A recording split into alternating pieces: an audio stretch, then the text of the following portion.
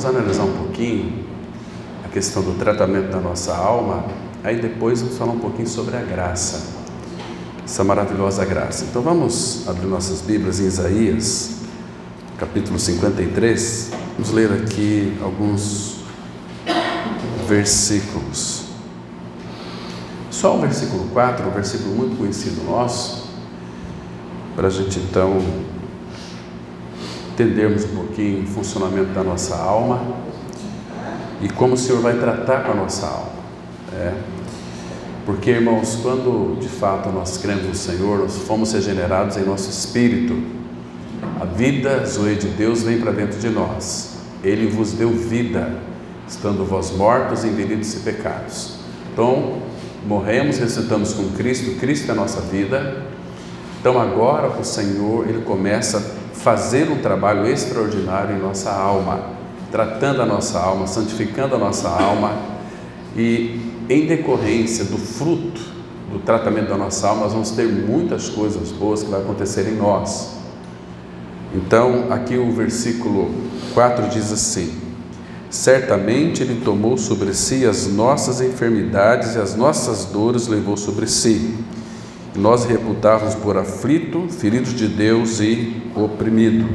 Verso 6: todos nós andávamos desgarrados, como ovelhas, cada um se desviava pelo caminho, mas o Senhor fez cair sobre ele a iniquidade de nós todos. Nosso Pai, muito obrigado por essa manhã tão graciosa que o Senhor nos reúne debaixo do nome do Senhor Jesus. Damos graças pela Tua Palavra, que temos a liberdade de refletir, de meditar. Obrigado, Pai, pelos irmãos que estão aqui nessa oportunidade. A nossa expectativa é que Tu fales conosco. Lança a luz, Pai, sobre a Tua Palavra, sobre as nossas mentes. E se Teu Espírito, Pai, não abrir a nossa mente, não abrir a Tua Palavra para nós ficaremos no escuro. Então, Pai, ilumina as nossas mentes. Revela-nos Cristo. Nos dê sabedoria para compreendermos o que Tu dizes na Tua Palavra. Entregamos nas Tuas mãos esse tempo. Cuida, Pai, deste ambiente. Repreende, Pai, toda ação satânica que tenta obstruir nosso entendimento para contemplarmos o Senhor, para entendermos, para termos uma compreensão mais exata daquilo que o Senhor está fazendo em nossas vidas. Em nome do Senhor Jesus nós oramos. Amém. Vocês observaram aqui nesse versículo 4 que o Senhor Jesus Cristo certamente Ele tomou sobre si as nossas enfermidades e as nossas dores. As dores aqui está relacionada às doenças do corpo. Observe que Ele colocou primeiro enfermidades. Enfermidades são as nossas doenças da alma.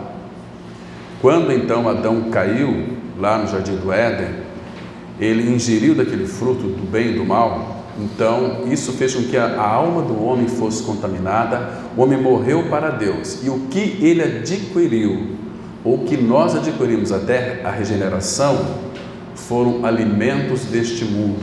E o alimento deste mundo, irmãos, as cores deste mundo, cada dia mais vai gerar em nós enfermidades.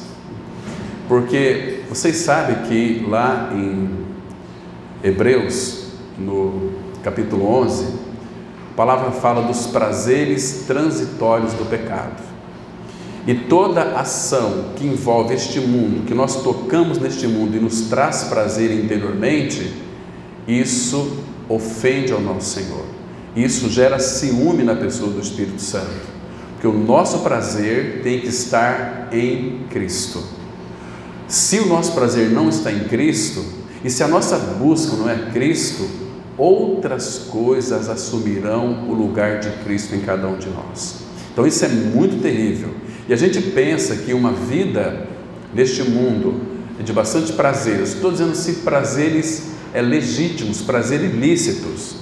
Por exemplo, ter uma boa vida, você ter aí muito dinheiro para poder viajar, para poder gozar, usufruir, deste mundo. Tudo isso simplesmente vai adoecer, isso não satisfará o nosso coração.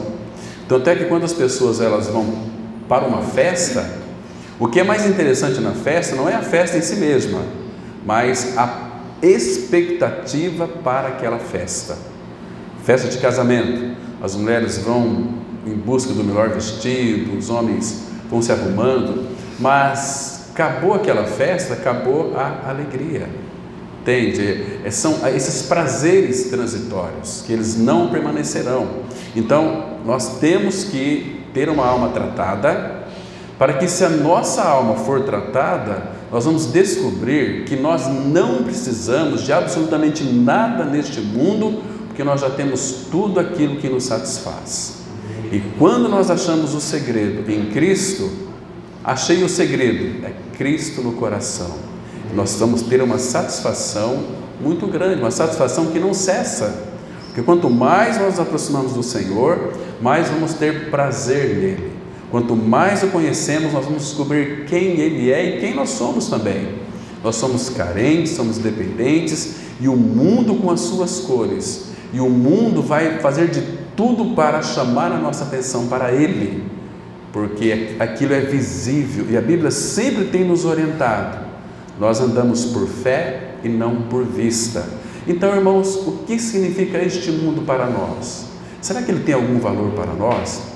Paulo, em 1 Coríntios capítulo 7, ele vai mostrar que nós devemos sim usufruir das coisas do mundo, mas que devemos pegar com mão bastante leve, porque as coisas deste mundo, se você se apegar nelas, elas vão adoecer a sua alma, isso vai gerar ansiedade em você. Jesus falou lá em Lucas 21 sobre as preocupações do mundo. As preocupações do mundo é ter uma mente cheia daquilo que não nos pertence. Então, ainda que você seja uma pessoa que tenha muitas riquezas, essas riquezas Deus confiou às suas mãos para que você então seja apenas mordomo dele.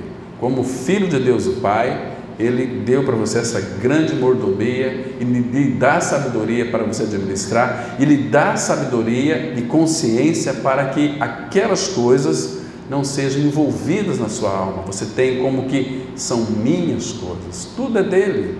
Assim, Paulo, escrevendo ao Timóteo, ele disse assim: nós viemos neste mundo nu, nós não vamos levar nada deste mundo aqui. Ou como o apóstolo Paulo disse lá em Gálatas 6,14, lembra daquele texto? Mas longe esteja de mim gloriar-me, senão na cruz de nosso Senhor Jesus Cristo, pela qual o mundo está crucificado para mim, e eu estou, o mundo está crucificado para mim e eu para o mundo. Então, se de fato uma vida de cruz estiver operando em nós, o mundo está morto para nós. Então, qual deve ser a nossa expectativa? O Senhor. E é isso que o Espírito Santo deseja de cada um de nós, porque Ele quer nos conquistar, porque a obra na cruz, Ele nos conquistou, Ele nos fez seus filhos, Ele revelou a sua graça, para que pudéssemos crer que naquela morte de Cristo, foi uma morte participativa, onde Cristo morreu, mas nós também participamos daquela morte. A palavra fala assim, em 2 Coríntios 5,14, pois o amor de Cristo nos constrange, julgando-nós isto, um morreu por todos, logo todos morreram. Então eu preciso de crer que o meu nome está dentro desse todos, para que eu tenha uma experiência real de regeneração, como diz Paulo também em Romanos 6,5, dizendo o seguinte: porque se fomos unidos com Ele na semelhança da sua morte, óbvio, Cristo teve a morte de cruz, nós também morremos com Ele. Então, quando cremos que tivemos uma morte semelhante a dele, aí a palavra fala assim na parte B desse versículo de Romanos 6,5, certamente o seremos também na semelhança da sua ressurreição. Então nós nascemos de novo, mas agora, irmãos, nós temos uma alma que precisa ser tratada. Por isso que Ele já começou uma boa obra em nós, Ele é fiel para completá-la até o dia de Cristo. Mas, irmãos, se de fato nós desejamos ter uma alma tratada, nós precisamos, irmãos, urgentemente de buscar isso diante do Senhor, porque cada tratamento da alma, e a nossa alma, irmãos, tem muitas coisas para serem tratadas, são muitas delas, que no nosso dia a dia o Senhor cria circunstâncias para que nós sejamos confrontados com elas, para que o Espírito mostre quem nós somos em nossa alma. Ele vai revelar quem nós somos na nossa alma, vai revelar todas as doenças, porque Ele é o médico dos médicos. Então, aí Ele vai perguntar para você: queres ser curado? Porque tem muita gente que não quer ser curado, irmãos, na sua alma, embora seja filho, porque nascemos de novo, o nosso espírito é regenerado. Então agora a nossa alma é uma alma muito complexa. A nossa alma, ela expressa toda a loucura do ser humano. A nossa alma, ela é doente. Então o Espírito, o Espírito vai tratar conosco a cruz e também vai usar tribulação, dor, sofrimento, uma série de coisas, para que a nossa alma seja então purificada, seja santificada. E esse é um processo que Deus deseja fazer com cada um de nós, mas junto conosco. Então Ele vai mostrar. E as enfermidades da alma, elas são inúmeras. Por exemplo, tem pessoas que foi regenerada, mas a alma ainda, ela tem uma tendência muito grande em contar mentiras. Ela mente. Eu creio que alguns de vocês aqui, mesmo nascido de novo, já mentiu, ou tem uma inclinação para a mentira, entendeu? Mas ele sabe. Às vezes as pessoas pensam assim: puxa vida, eu pisei na bola de novo, não podia ter mentido, mas aquilo traz peso, né? Mas, queridos, lembra que ele disse para Jeremias 1,5: antes que te formasse no ventre, eu te conhecia. Então ele conhecia não apenas eu antes, mas também eu depois. Ele, o nosso Senhor, Ele é onisciente, Ele sabe o começo da nossa vida, o meio e o fim da nossa vida. Então às vezes Ele permite algumas coisas na nossa vida, muitas vezes até uma queda para que a gente possa compreender que sem Ele nós nada podemos fazer. E Ele deseja tratar com a nossa alma. Mas de que maneira? Ele vai mostrar que você é um mentiroso. Uma vez que você tem uma convicção de que você é um mentiroso, leva isso aos pés do Senhor. Fala: Senhor, eu sou um mentiroso, eu já fui regenerado, sou teu filho, Senhor, mas eu tenho uma inclinação muito grande para a mentira. Então Ele vai tratar com a sua mentira, Ele vai levar aquilo à morte na sua vida.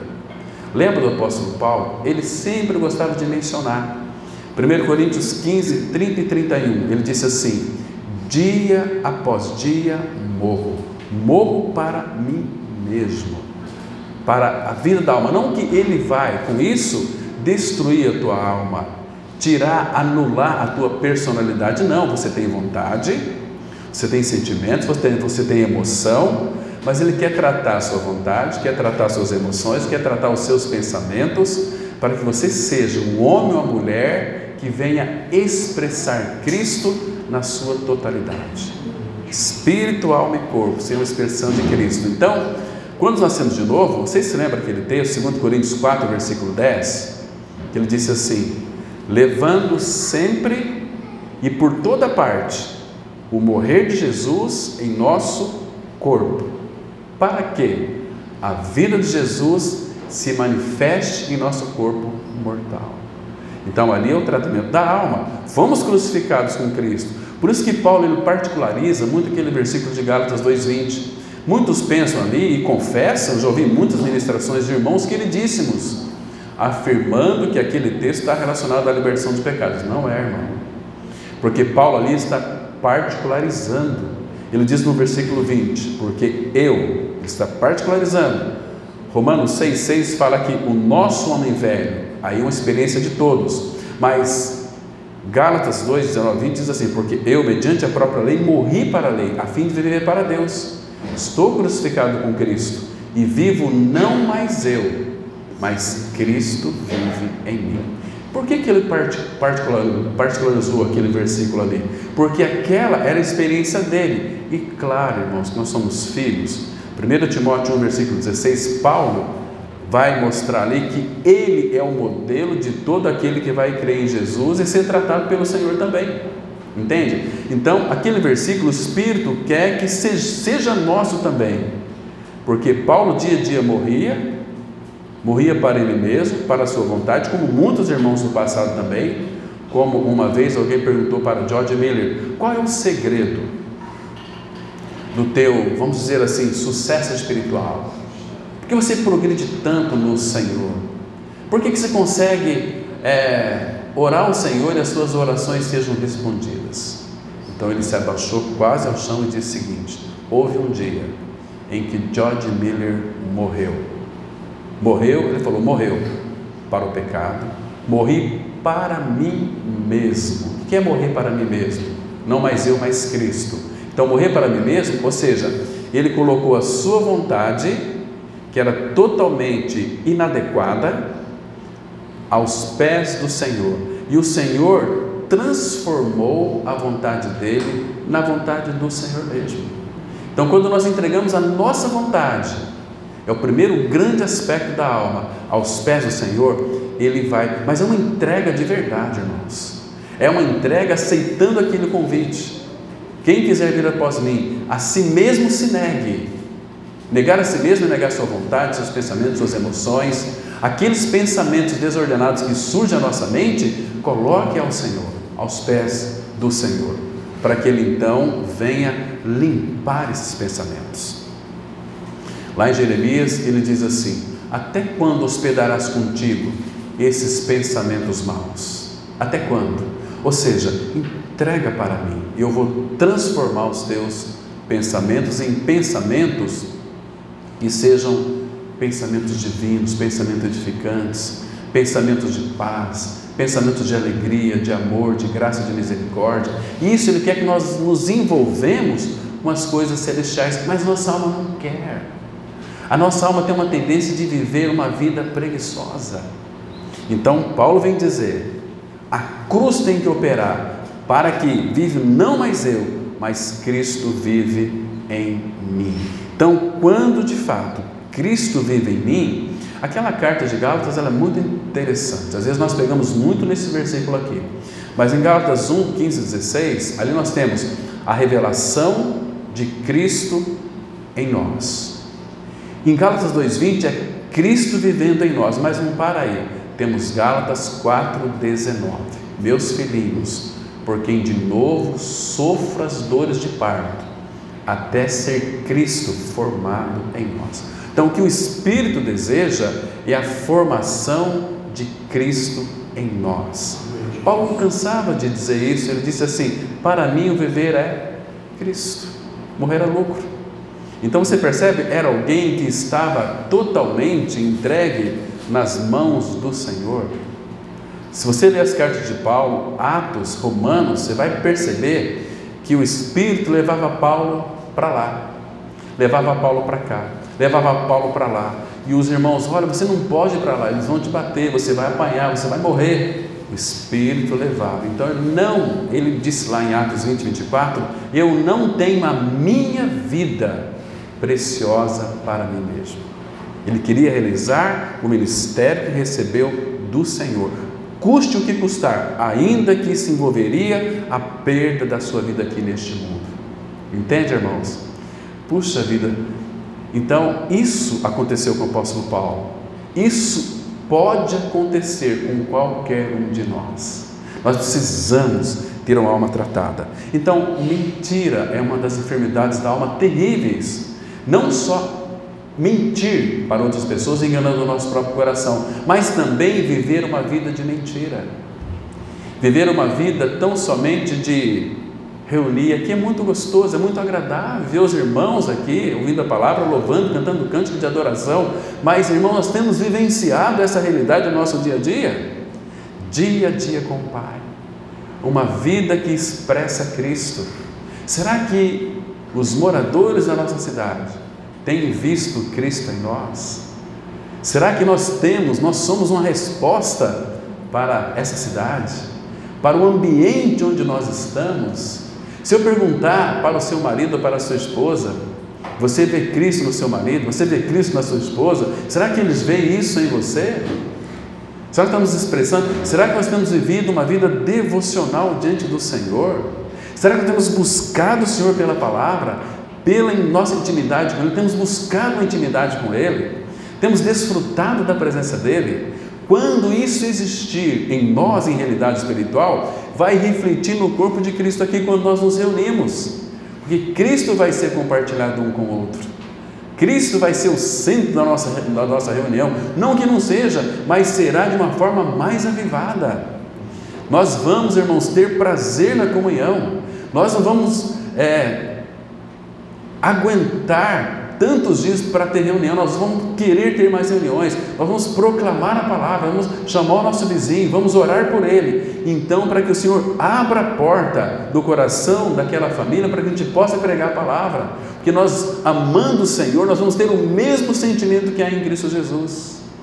Porque nós queremos amar as almas, as pessoas do mundo aí fora. Nós não conseguimos, irmão, se primeiro não amarmos a Ele. Quando nós amamos o Senhor, o amor dele é refletido em nós, e a nossa vida será de amar as outras pessoas como Ele nos amou.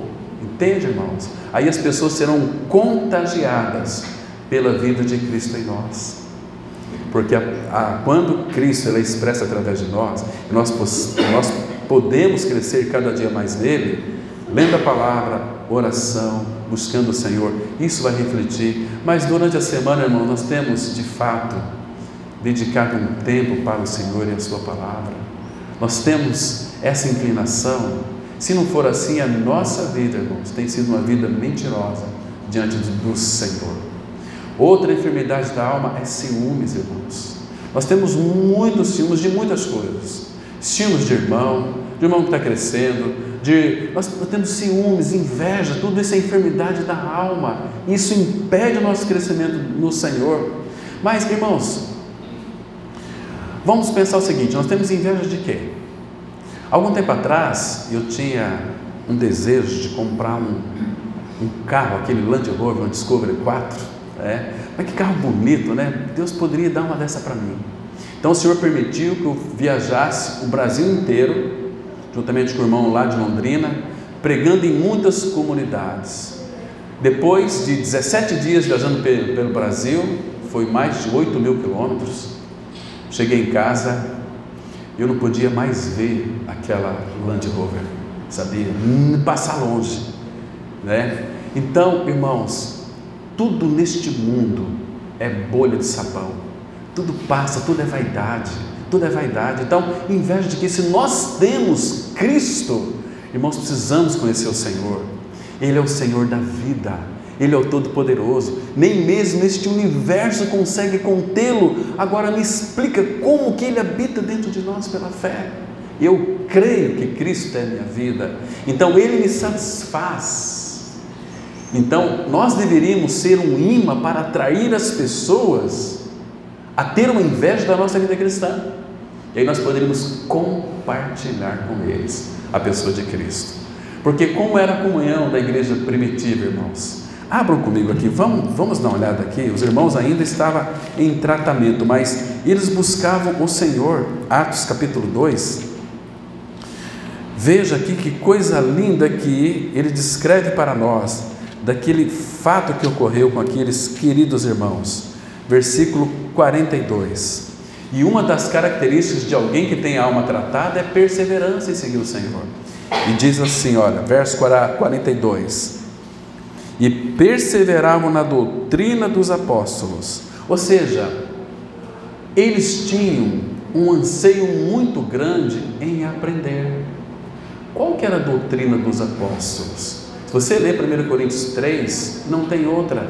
É o fundamento, é o alicerce, é Cristo. Eles aprendiam a Cristo. Atos 5,42 diz assim, que todos os dias, no templo e de casa em casa, eles não cessavam de ensinar e de pregar Jesus, o Cristo. Assim viviam os irmãos. E eles estavam aqui, irmãos, naquela época, eles eram perseguidos.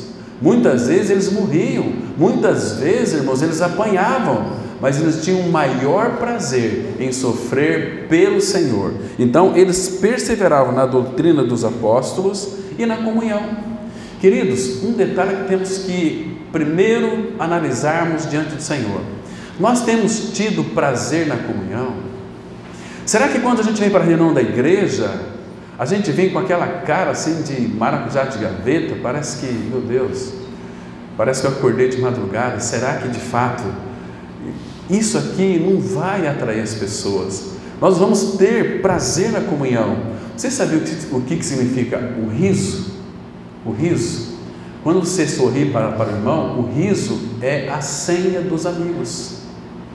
Olha, eu estou aberto a você, vamos conversar. Que bom que eu vi você. Dá um abraço, dá um beijo no irmão, na irmã, entendeu? Que bom que você veio, que bom que você está aqui. Porque quando não temos essa visão, outras coisas ocuparão o lugar na nossa comunhão.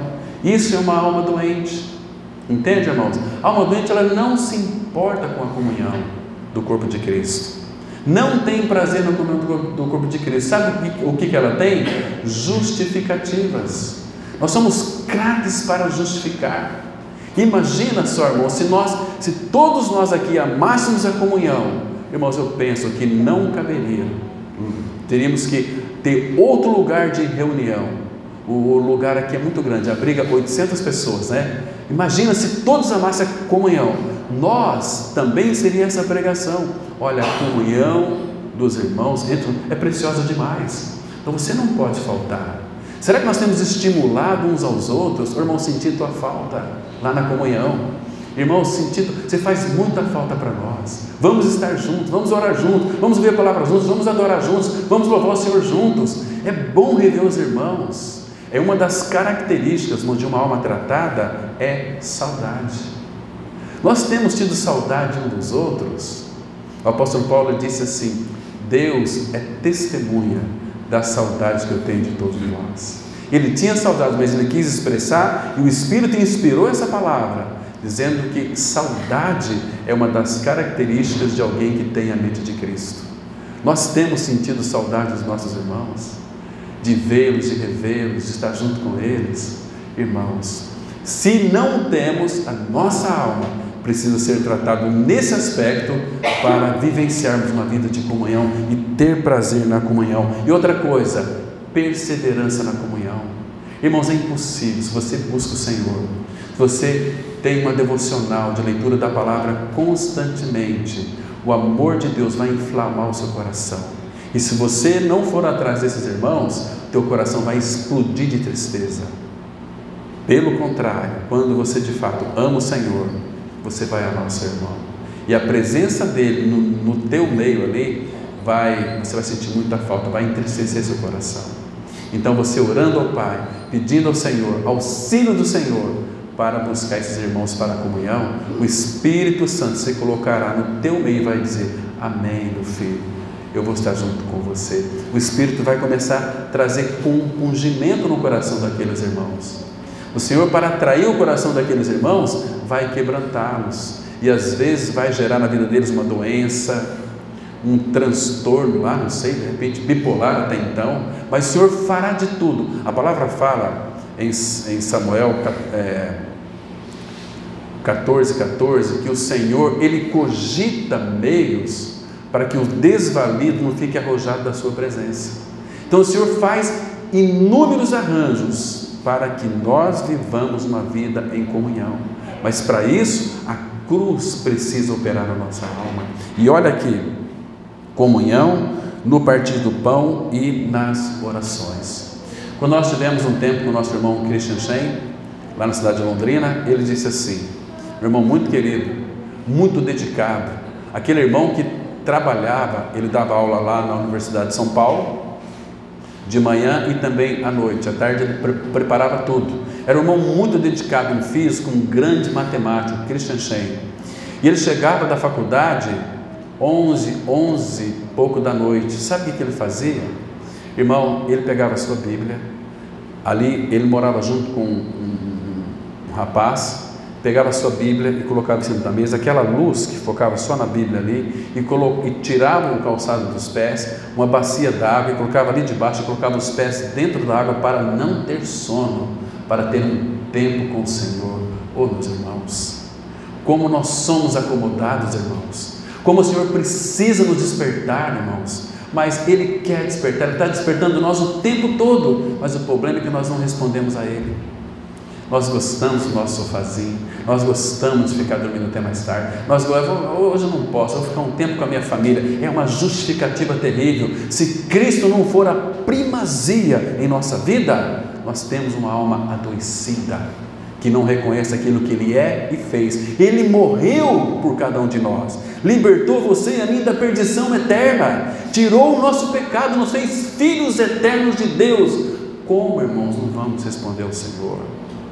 Mas a nossa alma, ela é teimosa, ela é birrenta, e ai daquele que for falar comigo, me corrigir sobre isso. Nós não temos maturidade para aceitar a exortação do irmão e da irmã. Nós somos birrentos, irmãos, nós somos por natureza. Essa alma tem que ser tratada, irmãos, e em todos os lugares assim. Vai pensar que é só lá em Cidrolândia, não, aqui também, em qualquer lugar, sempre tem aqueles, e quando você vai tratar com ele, olha, me deixa no meu canto aqui, eu sei a hora que eu vou, etc. Querem ser donos das suas próprias vidas. Nós não somos. Nós somos comprados por preço, pertencemos a Ele. Então nós temos que estar obedecendo às ordenanças dEle. E para obedecer às ordenanças deles, nós temos a graça, nós temos o amor, a misericórdia, a direção, o Espírito. O problema é que nós não queremos, está na nossa atitude, na nossa vontade. Vontade é um assunto da alma, é uma função da alma. Então, enquanto o Senhor não quebrar a nossa vontade, e para Ele quebrar a nossa vontade, Ele nunca fará sem o nosso consentimento. Senhor, quebra-me. Senhor, arrebenta comigo, para que eu possa aprender os Teus caminhos. Lembra do salmista? Salmo 119, foi-me bom eu ter passado pela aflição, para que aprendesse os Teus mandamentos, para que aprendesse os Teus decretos. Então, irmãos, quando nós desejamos ser tratados em nossa alma, Ele vai operar na nossa alma. E o que mais aqui? Em cada alma havia temor. Entende aqui, irmãos? Havia respeito, havia responsabilidade. Eles identificavam a presença do Senhor em cada vida. Isso é maravilhoso demais. Saber que Cristo é a tua vida. Nós somos irmãos. Isaías fala que nós pertencemos à família bendita do Senhor. Somos dele, Ele é nosso. Que coisa linda isso, irmãos. Então, cada alma havia temor. Irmãos, se cada alma há temor, nenhuma liderança da comunidade vai ficar preocupado com os irmãos mais, porque ele sabe das suas responsabilidades. Às vezes nós convidamos os irmãos para vir para a igreja, né? Esse tempo atrás eu comecei a mandar convites, né? Estão convidados para os irmãos no grupo da comunidade.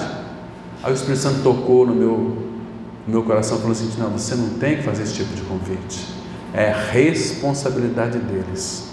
Fala um tema só apenas, mas cada membro do corpo de Cristo sabe da responsabilidade. E cada membro do corpo de Cristo, quando, claro, não estou dizendo que às vezes vai surgir alguma coisa que precisamos resolver naquele dia, mas na maioria das vezes, irmãos, há comodismo por parte dos cristãos. Tem um irmão que ele disse assim: a nossa geração, nesses dias atuais, é a pior geração de cristãos. Se Paulo, Pedro, João olhasse para nós como igreja do Senhor, eles diziam o seguinte: puxa, como aqueles irmãos são terríveis, são acomodados, são doentes, são preguiçosos, são laboriosos, são murmurantes, são reclamões. Nós somos, irmãos, o cristianismo que tem envergonhado o testemunho do Senhor, porque nós não respondemos a Ele. Cada um vive do jeito que quer. Parece que, lembra lá de Juízes, porque não havia rei, cada um fazia o que achasse melhor, o que quisesse. Mas nós temos um rei que habita em nós. Irmãos, o que está acontecendo com a geração de cristãos desses últimos dias? O que está vendo, irmãos? O mundo tem invadido a mente desses irmãos. Às vezes passa 1h30 assistindo um filme, mas não passa 15 minutos com o Senhor e a sua palavra. São almas adoecidas que procuram o seu próprio prazer e não o prazer que vem do Senhor, porque Cristo é a nossa alegria. Se nós tivermos prazer no Senhor, irmãos, nós vamos ter prazer em qualquer outra coisa, menos no Senhor. Então, cada alma havia temor, e muitos prodígios e sinais eram feitos por intermédio dos apóstolos. Irmãos, claro que sinais aqui é uma consequência daqueles que creem no Evangelho. Claro que o nosso foco também nunca deve ser sinais e prodígios, isso aí atrai muitas pessoas, mas, irmãos, muitas das vezes o Senhor proporciona uma situação para nós irmos pregar e também para curar, mas a gente vai lá e prega e vê a pessoa doente e não cura. Teve uma vez, estava pregando numa comunidade, e eu acabei de pregar aquele texto lá de Marcos capítulo 16, a partir do versículo 17, e estes sinais seguirão os que creem, em meu nome expirarão demônios, etc. E se colocar a mão sobre o enfermo, ficarão curados. Tinha uma promotora que falou: olha, irmão Cláudio, essa pregação me despertou, e amanhã eu quero levar você para visitar uma amiga minha, que está enferma, está doente, ela trabalha no fórum comigo, e parece-me que, segundo o tratamento dela, daqui uns 2 meses ela vai voltar ao seu trabalho.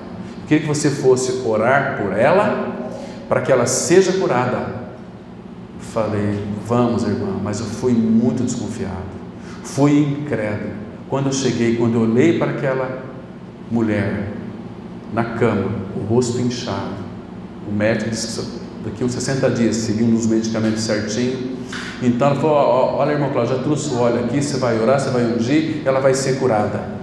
Meu Deus, mas já que eu vim, vamos orar. Ungi ela ali com óleo, pus as mãos sobre elas, oramos e fui embora para casa. E falei para minha esposa: puxa vida, que vergonha, meu Deus do céu, eu não creio que Deus pode curar. Mas eu descobri uma coisa muito interessante ali, que eu também não cria como deveria crer, e que Deus não precisava da minha crença para curar aquela mulher também, né? Como Lázaro estava enfermo, você se lembra? Ele adoeceu e morreu.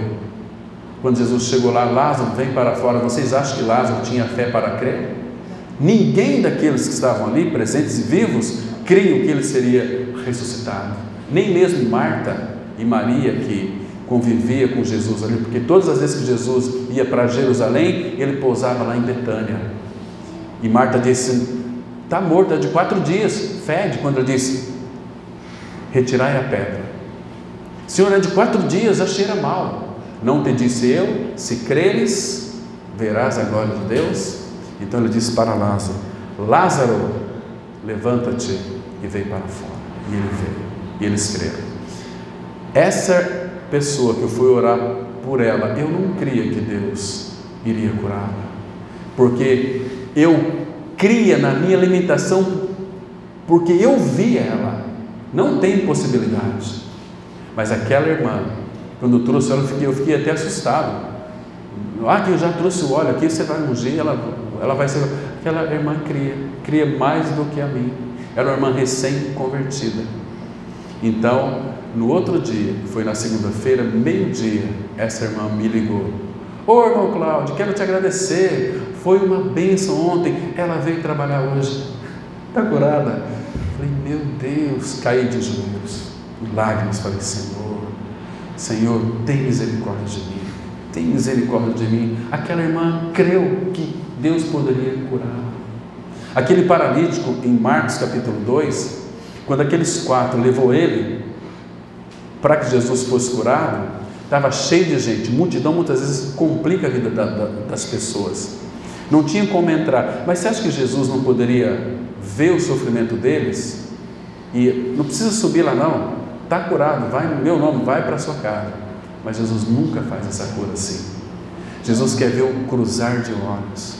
Subiram por cima assim, abriram o telhado e trouxeram aquele paralítico diante de Jesus. É tão precioso aquele cruzar de olhos, aqueles olhos de fogo que penetram o mais íntimo do nosso ser.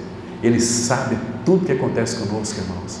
Então, Jesus, vendo a fé não do paralítico, mas vendo a fé deles, daqueles 4 que levaram lá, colocaram aquela cama ali, Jesus disse para o paralítico: filho, perdoados estão os teus pecados. Aí já começou a murmuração.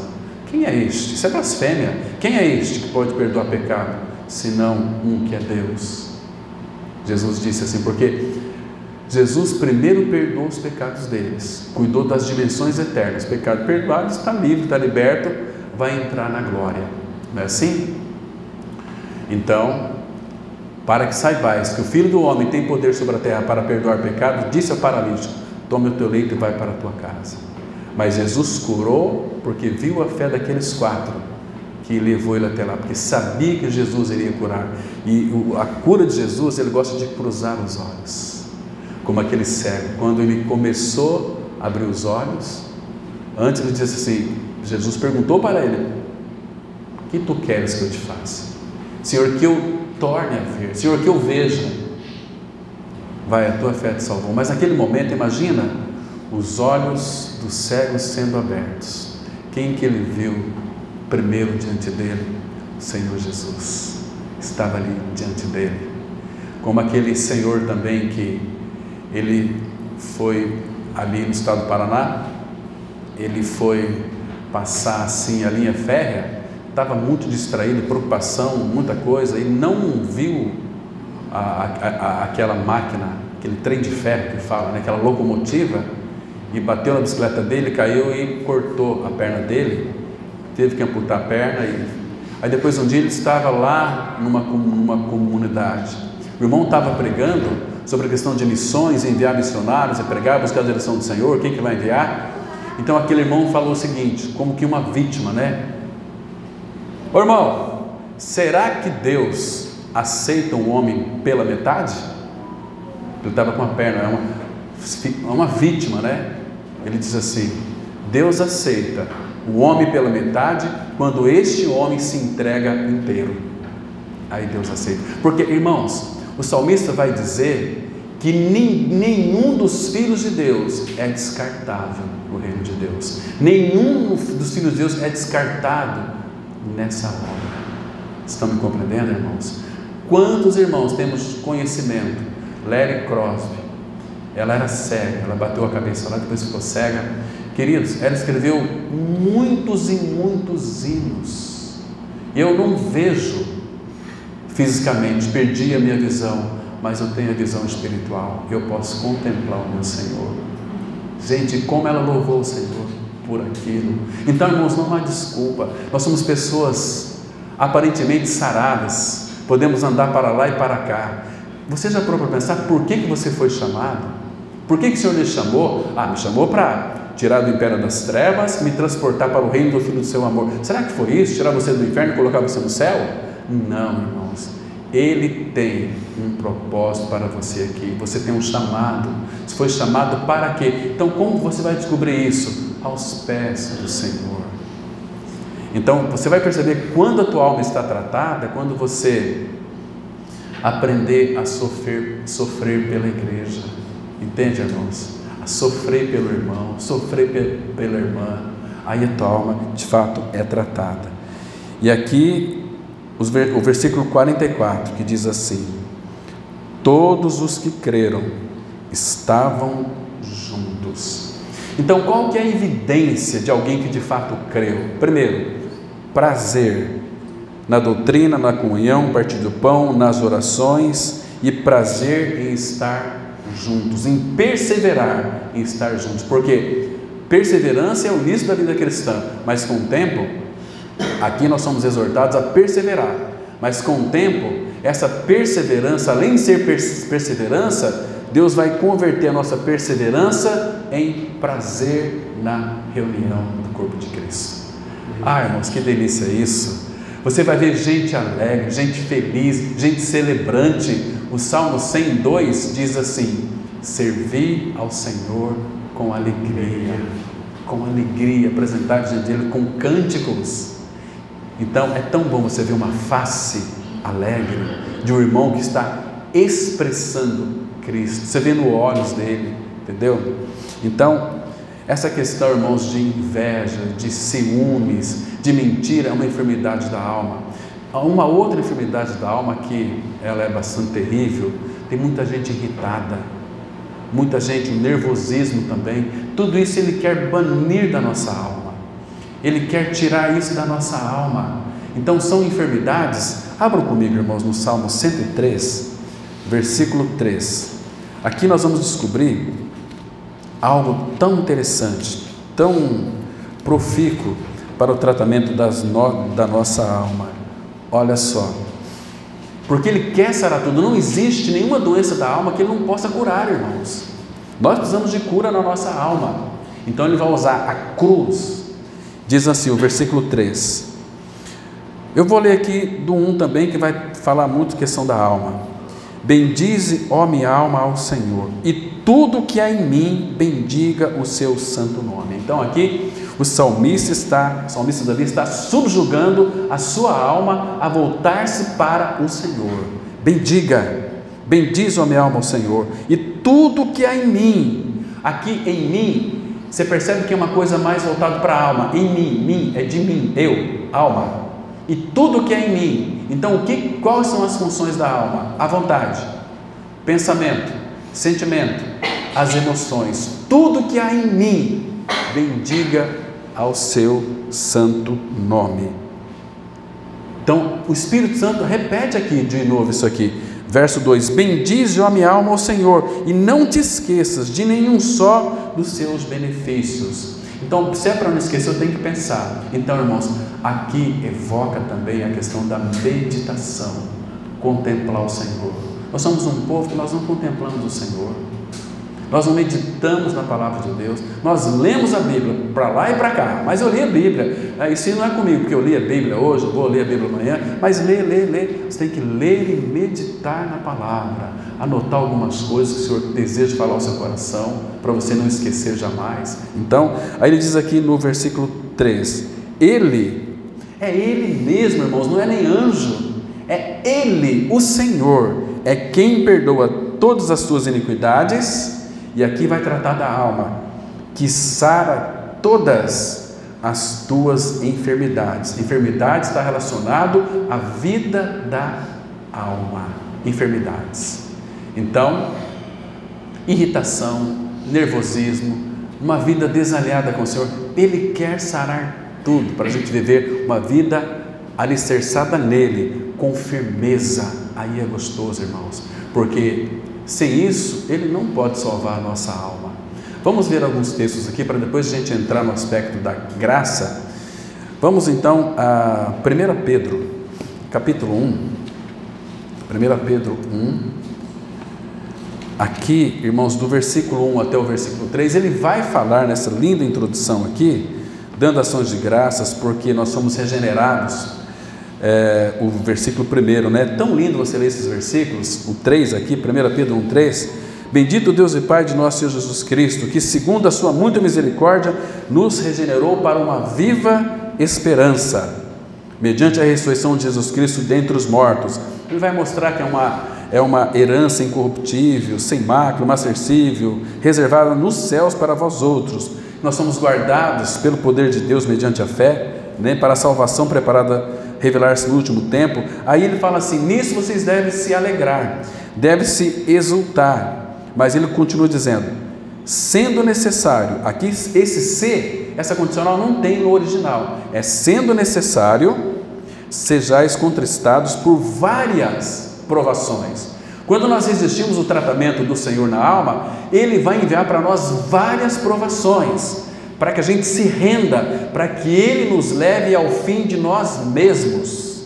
Levou ao fim de nós mesmos, nós vamos simplesmente depender dEle, para que, uma vez confirmado o valor da vossa fé, muito mais preciosa do que o ouro perecível, mesmo apurado por fogo, redunde em louvor, glória e honra na revelação de Jesus Cristo, a quem não havendo visto amais, no qual não vendo agora, mas crendo, exultais com alegria indizível e cheia de glória. Agora o 9, obtendo o fim da vossa fé, a salvação da vossa alma.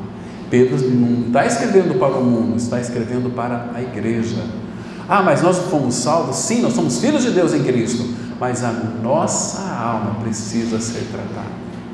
Esse é o objetivo das provações, das tribulações, das angústias, das aflições, da perda, de tudo aquilo que parece que dá errado na nossa vida. Temos que, segundo Provérbios 3,6, reconhecer o Senhor em todos os nossos caminhos, para que Ele então endireite as nossas veredas. Então, precisamos que a palavra de Deus, ela penetre em nós. A nossa mente tem que ser saturada da palavra, para que nós tenhamos um mesmo pensamento relacionado à vontade de Deus o Pai. A palavra tem que penetrar na nossa mente, tem que fazer uma lavagem. A palavra de Deus, ela é poderosa. Lembra que Jesus Cristo disse lá em João 15: vós já estáis limpos pela palavra que vos tenho falado. Então, nós vamos obedecer a palavra, nós não temos condições. Ele coloca dentro de nós o Espírito Santo de Deus. O Espírito Santo é quem vai fazer a gente obedecer. Ezequiel 36, versículo 27 diz assim: porei dentro de vós o meu Espírito e farei que observeis, guardeis meus estatutos e os meus juízos. Nós não temos condições, mas Ele coloca dentro de nós o seu Espírito. É o Espírito quem irá fazer, irá realizar tudo isso em nós. E aqui o versículo 22 desse mesmo capítulo, olha que interessante, irmãos, diz assim: tendo purificado a vossa alma pela vossa obediência à verdade, tendo em vista o amor fraternal não fingido, amai-vos de coração uns aos outros ardentemente. Então, quando nós obedecemos a palavra, ou seja, já que nós não conseguimos obedecer a palavra, é se render à pessoa do Espírito, porque se vivemos no Espírito, andemos também no Espírito. O que significa? É o Espírito Santo quem vai me guiar. Isaías 58:11 está escrito assim: o Senhor te guiará continuamente. Mas para isso, irmãos, nós temos que ter a nossa alma purificada, obedecendo a palavra. Eu quero te obedecer, Senhor. Então revela a mim, mostra em mim. Aí a palavra que você for ler, ela não apenas vai ficar na tua mente, mas ele vai formar no seu interior. Então aquela palavra que será revelada, ele vai formar no seu interior, que é o próprio Senhor Jesus. Ele é a palavra viva de Deus encarnada, né, que veio habitar dentro de nós. Aí, irmãos, nós vamos ter a dificuldade de amar os irmãos, purificando a nossa alma pela obediência à verdade. E o primeiro mandamento que a nossa alma vai receber do próprio Senhor é João capítulo 13, versículo 34. Sabe qual é? Ele diz: porque o fim aqui é o amor fraternal, amor entre irmãos. Ele disse assim: novo mandamento vos dou, que vos ameis uns aos outros, assim como eu vos amei. Nisto todos conhecerão que sois meus discípulos, se tiverdes amor uns pelos outros.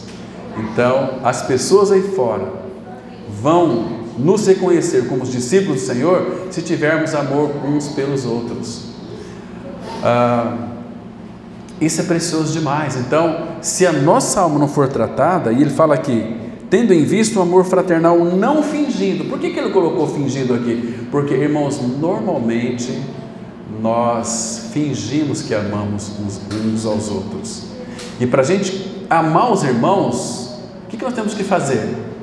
Conviver com os irmãos, criar vínculos com os irmãos. Esse cimento, esse vínculo do amor, ele nos une um ao outro, porque estamos unidos a Cristo. Então nós vamos identificar. Aí, como aquele guitarrista da banda Rolling Stone, sabe o que ele disse também? Ele disse assim: gente, que absurdo, 300 cabeças, as pessoas reunidas, tinha 300 irmãos reunidos com o mesmo pensamento, olhando para Cristo. Isso é um absurdo, é inconcebível. Claro, irmãos, o homem natural não compreende, ele não aceita as coisas do Espírito de Deus, porque para ele são loucura diante de Deus. Isso aqui é para quem tem, para quem é. Nós somos a família bendita do Senhor. Então, uma das coisas aqui, irmãos, é leitura da palavra, tendo purificado a vossa alma pela vossa obediência à verdade. Então, é assim, você lê a palavra, o Espírito revela ao seu coração, você deve orar por aquela palavra, para que o Espírito forme essa palavra no seu coração. Aí você vai obedecê-la, a dependência e na ação do Espírito em sua vida. Ele vos guiará a toda a verdade. Isso que o Espírito quer fazer com qualquer um de nós. Mas o problema é que ele encontra em nós resistência. E quando encontra em nós resistência, Tiago vai dizer o seguinte: Deus resiste aos soberbos, mas aos humildes ele concede a sua graça. Essa palavra aqui, resiste aos soberbos, sabe o que ela significa? Porque, irmãos, quando nós resistimos à verdade, nós estamos resistindo ao próprio Deus. Quando nós resistimos a Deus, a ideia aqui é daquele ferro elétrico. Por que o ferro elétrico esquenta? As resistências, elas se encontram aqui, elas não vão e o ferro esquenta. Então, quando nós resistimos a Deus, normalmente as pessoas que resistem a Deus, elas são pessoas muito esquentadas, bravas, nervosas, irritadas, são zorumbática, semicoflauta, sabe? São pessoas assim que de fato ficam sofrendo, sendo que Deus quer que elas se rendam. Se rendeu, aí o Espírito vai fluir através da vida dela e vai apresentar Jesus. Olha, Jesus é uma pessoa que cura todas as nossas enfermidades, porque Ele já levou. Se Ele já levou, então Ele tem o poder, a capacidade de curar cada uma delas, mas primeiro Ele vai mostrar. Às vezes nós temos um sono excessivo, gostamos de dormir demais, né? Tem gente que, meu Deus, fica vegetando, dorme, ama o sono, entende, irmãos? Mas Ele vai mostrar que isso vai lhe fazer muito mal para você. Então o Espírito Santo vai tocar no seu coração, mas Ele vai mostrar. Mas às vezes nós não queremos ser curados, nós gostamos do sono, é uma enfermidade da alma, dormir excessivamente, entende, irmãos? É uma doença terrível ser tratada. Aí você vai começar a ler a Bíblia, você já abre a boca de sono, quer ir lá para o sofá, quer ir um pouquinho na cama, quer tirar uma pestaninha, não é assim? Não, irmãos, temos que ser diligentes em servir o Senhor, não podemos ser cômodos conosco mesmo. Paulo fala assim: eu esmurro o meu corpo e eu coloco a servidão, quem manda nesse corpo aqui sou eu, e Ele está aqui a serviço do Rei da Glória, não para servir os meus próprios interesses, meus próprios desejos. Ele está aqui para servir a Cristo. Ele me comprou, sou dele. Ele me tirou de um lamaçal de lodo do pecado, me colocou nos pés sobre a rocha, me firmou os passos para me viver do jeito que eu quero. As práticas anteriores, não, jamais. Isso não vai agradar o meu Senhor. Ele tem um chamado a uma vida diligente para Ele, uma vida que se importa com Ele. Então, quando um filho de Deus começa a ficar acomodado e não quer ser curado, o Senhor vai de alguma maneira criar circunstâncias para despertar você. Aí eu não sei como é que Ele vai fazer. A correção do Senhor é terrível demais, irmãos, terrível demais. Vamos abrir aqui em Tiago, um pouco para trás aqui, capítulo 1. Ele diz assim, no verso 21, texto conhecido nosso também. Depois, logo em seguida, ele vai já apontar para a obediência, para a prática da palavra de Deus. Tiago 1,21 diz assim: portanto, despojando-vos de toda impureza e acúmulo de maldade. Irmão, quando você nasceu de novo, você foi liberto do pecado, mas a tua alma, ela trouxe em si muito acúmulo de impureza e de maldade. Mas essas maldades aqui, talvez para você seja coisas muito legítimas, né? Puxa vida,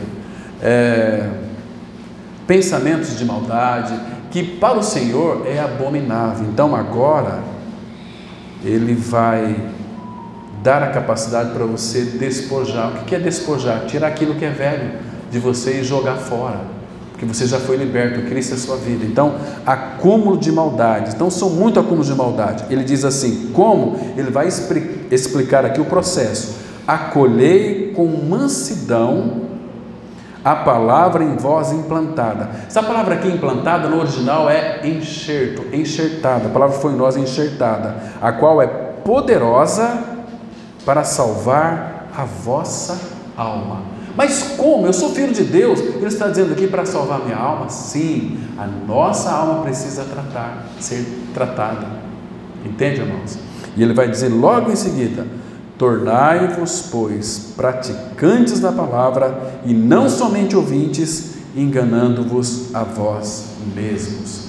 Então, aqui, a prática da palavra vai nos levar nós onde? A uma vida de maturidade espiritual, uma vida de crescimento espiritual. Você está praticando a palavra. Irmãos, quando nós decidimos de fato viver uma vida orientada adequadamente pela palavra, o Espírito Santo terá maior prazer em revelar as Escrituras ao seu coração, para que você tenha um deslumbre de toda a realidade espiritual que é na pessoa de Cristo Jesus. Então nós vamos ter problemas, irmãos, de crescer. Nós vamos avançar no Senhor, passo a passo, dia após dia. Então eu sei que amanhã o Senhor vai falar comigo, é um falar muito diferente do que você ouviu ontem. Ele sempre vai acrescentar mais e mais e mais. Está crescendo, está amando, está querendo o Senhor. Então ele começa a lhe encher de vida, de graça, de amor, de misericórdia. Aquilo que Paulo falou lá em Filipenses 1, versículo 9. A minha oração é que o vosso amor aumente mais e mais em pleno conhecimento e toda a percepção. Então é o desejo dele formar tudo isso em nós, para que a gente viva uma vida celestial aqui na face da terra. E aí o nosso coração não vai almejar outra coisa a não ser o Senhor. Queremos Ele, buscamos a Ele, e por aí nós vamos caminhar até alcançar a plenitude de Cristo. Isso é maravilhoso demais, irmãos. Somos chamados para isso. Deus, o Pai, deseja ter um filhos à semelhança do seu Filho Jesus Cristo. Isso que Ele tem para nós, e para isso Ele já nos deu também a sua graça. Então vamos aqui, com a ajuda do Senhor, verificar um pouquinho dessa graça como suporte. Abra aí em 1 Coríntios, capítulo 1. Capítulo 1, vamos ler apenas o versículo 4. Aqui nós vamos descobrir uma coisa interessante também, porque, irmãos, nós somos às vezes tão distraídos de Cristo, somos tão distraídos do Senhor, da sua palavra, que muitas vezes nós pedimos para Deus, o Pai, aquilo que Ele já nos concedeu. Por exemplo, olha aqui o versículo 4 relacionado à graça. Irmãos, eu já tive em muitas reuniões onde irmãos, isto aí eu penso que revela uma incredulidade. Senhor, nos dê da sua graça. Isso não é um pedido legítimo para quem é um filho de Deus? Senhor, nos dê da sua graça. Isso é um pedido de alguém que é incrédulo. Mas Deus conhece o coração dos seus filhos e sabe. Então, aqui Paulo está dizendo o seguinte, olha só: sempre dou graças a meu Deus, a vosso respeito, a propósito da sua graça, que vos foi dada em Cristo Jesus. Então a graça nos foi dada. Se nos foi dada, recebe. Eu creio que eu recebi a graça. É igual você, por exemplo, é um absurdo você pedir para Deus o seguinte: Senhor, me dá ar para mim respirar. O ar está aí, respira, foi lhe dado. Respira esse ar maravilhoso. Então, sabe qual é o nosso grande problema, irmãos? Mas um problema grande mesmo é que nós esperamos que Deus faça em nossa vida aquilo que Ele já fez. Ele já fez uma obra, Ele começou uma boa obra, agora Ele precisa da nossa resposta, somente isso. Deus já fez e entregou, mas eu estou ainda esperando que algo aconteça na minha vida. A graça já nos foi dada, e essa graça é um suporte maravilhoso para o tratamento da nossa alma. Nós temos a graça, porque muitas vezes no nosso dia a dia, se nós não entendermos a graça de Deus, como ela funciona, primeiro, você já recebeu a graça. Quando recebeu o Senhor, Ele veio cheio de graça e de realidade. Cristo é a realidade da graça, Cristo é toda a realidade espiritual da graça para o nosso tratamento. É o Todo-Poderoso. Então temos Cristo, e João vai dizer o seguinte, em João 1,16: porque todos nós temos recebido da sua plenitude, e graça sobre graça. Nós já temos a graça. Graça sobre graça, o sentido aqui é de você crescer na graça. É muito fácil falar isso aqui, mas se você conhecesse o meu marido, se você conhecesse a minha esposa, eu tenho um filho que é terrível. Queridos, mas nós temos a graça. Sabe como é que Pedro trata disso? Isso aqui, que vou citar um texto aqui agora, é para que nenhum de nós venhamos encontrar desculpas de qualquer circunstância que nós achamos que é adversa, qualquer circunstância que é difícil para nós. Nós temos a graça. Abram comigo, por favor, em 1 Pedro 4, versículo 8. 1 Pedro 4, versículo 8.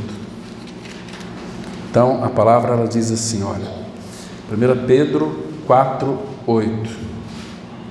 Perdão, é o versículo 10. Aqui o 8 fala do amor intenso uns para com os outros, mas no 10 ele diz assim: servi uns aos outros. Presta atenção agora. Cada um conforme o dom que recebeu, como bons despenseiros da multiforme graça de Deus. Sabe o que significa essa palavra multiforme aqui? É multifacetadas. Essa palavra multifacetada, ela significa multiforme. A graça tem muitas formas. Por exemplo, vamos colocar em aspectos práticos. O Senhor quer tratar com você, na sua alma, sobre determinadas circunstâncias na sua vida. Mas aí você atribui este problema ao seu marido, ou à sua esposa, ao seu filho, ou à sua sogra. Sogro. Ah, mas, puxa vida, mas a minha esposa, ela é demais, ela é muito implicante, ela me irrita demais. A minha esposa, meu Deus do céu, uma mulher assim, ranheta, é uma rabugentice terrível, é muito ciumenta. O que você tem aqui nesse texto aqui para com a sua esposa, irmãos? Como bons despenseiros. Você sabe o que é a dispensa aqui? Qual que é a ideia aqui? É de dispensa mesmo. Lá na dispensa de Deus você tem a graça. Graça para a sua esposa. Você tem graça para o seu esposo. Você tem graça para a tua sogra. Você tem graça para aquelas circunstâncias difíceis que você vai enfrentar. Como bons despenseiros da multiforme graça de Deus. Sabe o que significa? Que nós temos graça para tudo. Você não pode ser uma pessoa que murmura. Você não pode reclamar. Você tem a graça. Paulo diz: Senhor, afasta de mim esse espinho da carne. Que eu orei 3 vezes. Ele diz assim: Paulo, a minha graça te basta, porque meu poder se aperfeiçoa na fraqueza. O espinho na carne para você é muito duro, é difícil, mas você tem a minha graça, e a minha graça te basta. A minha graça é suficiente para você passar por tudo isso. Você tem a graça. Bons despenseiros da multiforme, da graça que se manifesta em muitas formas. Temos a graça. Estamos vivendo uma época de crise, nós temos a graça de Deus. Entende, irmãos? Isso é maravilhoso demais. Então, ainda que tenha crise, ainda que você venha ter necessidade até de falta de pão, mas para um cristão não é vergonhoso ter falta de pão. Para um cristão é vergonhoso não ter pão para repartir, para falar de Cristo. Entende? Isso é precioso demais. Então nós temos aqui a multiforme graça de Deus. Deixa eu citar para os irmãos mais um versículo, em Efésios capítulo 1. Aqui, irmãos, nosso Deus ele é muito intenso naquilo que faz. E nós temos que entender isso da parte dele, porque ele é o Todo-Poderoso. O nosso Deus ele é rico, é muito rico. Toda a riqueza é ele em si mesmo. Agora tem muitas pessoas que se encantam com as suas riquezas que foram criadas. Não deveria ser assim, irmãos. Nós deveríamos nos contentar com a riqueza que ele é em si mesmo. Cristo é muito rico. A palavra fala assim em Romanos capítulo 8, versículo 16: o Espírito de Deus testifica com o nosso espírito que somos filhos de Deus. Verso 17: se somos filhos, somos também herdeiros, herdeiros de Deus e co-herdeiros com Cristo. Ele vai falar: se com ele sofremos, também com ele seremos glorificados. Então agora você pensa nas riquezas de Deus, mas não se encanta com as riquezas dele, se encanta com ele, com os atributos dele. Esse deve ser o foco de cada nova criatura, de cada filho de Deus. E aqui então, irmãos, no versículo 7 ele diz assim, Efésios 1:7, no qual, em Cristo, que é o amado, no qual temos a redenção, pelo seu sangue a remissão dos pecados, segundo a riqueza da sua graça. O nosso Senhor é muito rico em graça ou não? Segundo a riqueza da sua graça. Então aqui são graças infinitas. Agora veja o que ele faz com a riqueza da sua graça, a sequência do versículo, que é o 8. Segundo a riqueza da sua graça, que Deus derramou abundantemente sobre quem, irmão? sobre nós, em toda a sabedoria e prudência, desvendando-nos o mistério da sua vontade. O mistério de Deus, qual que é o mistério de Deus que Ele desvendou para nós? É Cristo. E graças ao Senhor, que esse segredo ele estava no coração dele durante muitos séculos, nas eras, mas agora em Cristo ele foi manifestado, ele foi revelado, porque Deus quis dar a conhecer o mistério da sua vontade. Sabe qual é? O mistério de Deus é Cristo. Cristo em vós, a esperança da glória. Isso é maravilhoso demais, irmãos. Então, que o Senhor Jesus, Ele fale ao nosso coração, que Ele revele mais da sua graça, que Ele ilumine as nossas mentes e que nós venhamos colocar o nosso jugo junto com o jugo de Cristo ali, porque a gente vai caminhando aqui, mas olhando para Ele, qual é o procedimento dEle, qual é a vontade dEle, como Ele age, como Ele faz, como Ele caminha. Então, irmãos, quando nós de fato, alguém perguntar para nós o seguinte: onde eu posso encontrar o Senhor Jesus Cristo? Siga as pegadas do rebanho. Sabe por que muitas pessoas não seguem as pegadas do rebanho? Porque o rebanho do Senhor não está indo em direção a Ele, mas vai em extremos, cada extremos que são terríveis, irmãos. A gente vê pessoas colocando o dedo na vida da igreja, criando doutrinas, criando regras, criando mandamentos, legislação, que isso enoja o nosso Senhor. Nós somos o povo de Deus, nós somos o corpo de Cristo, a vida da igreja, um povo que foi chamado para Ele. 1 Pedro 5,10: o Deus de toda graça, que em Cristo vos chamou a sua eterna glória, depois de ter sofrido por um pouco, Ele mesmo vos há de aperfeiçoar, firmar, fundamentar e fortificar. Isso é maravilhoso demais, mas nós temos a graça de Deus. O apóstolo Paulo ele disse assim, 1 Coríntios 15:10: pela graça de Deus eu sou o que sou, e a sua graça para comigo não se tornou vã. Antes trabalhei mais do que todos eles, não eu, mas a graça de Deus comigo. Então nós temos a graça. O Senhor, no tratamento da alma, Ele nos reveste de Cristo, nos reveste de graça, nos reveste de tudo, visto, 2 Pedro 1,3: visto como pelo seu divino poder nos foram doadas a mim e a você todas as coisas que concernem a vida e a piedade, pelo conhecimento completo do nosso amado Senhor. Isso que Ele quer fazer conosco, isso que Ele deseja, isso que Ele almeja, irmãos. Vamos responder ao Senhor: Senhor, me faz ter uma visão adequada da graça. Senhor, me dê a visão espiritual de Cristo e das Tuas profundezas.